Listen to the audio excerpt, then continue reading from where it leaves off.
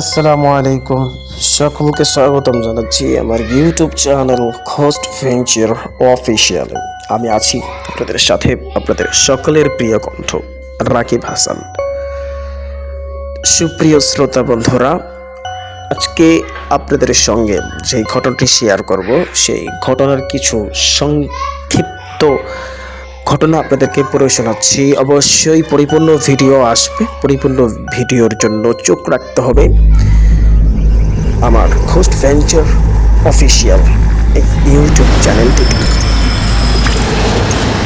তাহলে চলুন আজকের ঘটনার কিছু সংক্ষিপ্ত পর্ব আপনাদেরকে পড়ে শোনাই। শ্মশান ঘাটের সন্ধ্যা, অশুভ মন্ত্রের ছায়া।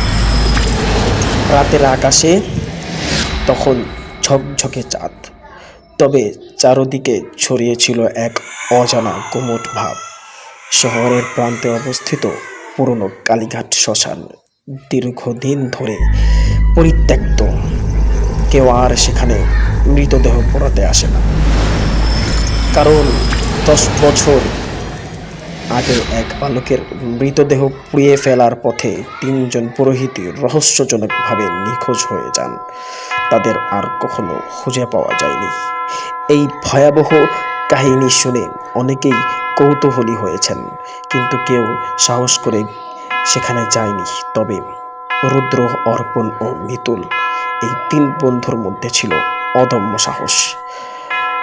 তারা ইউটিউবের জন্য হরর অ্যাডভেঞ্চার কন্টেন্ট তৈরি করত।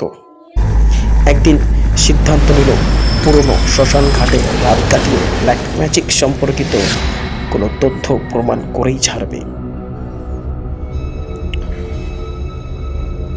কি হয়েছিল এই 3 বন্ধুর সাথে? কেন এই শ্মশান ঘাট অভিশপ্ত? সত্যি কি কোনো ব্ল্যাক ম্যাজিকের আছর এই শ্মশান ঘাটে আছে কি না?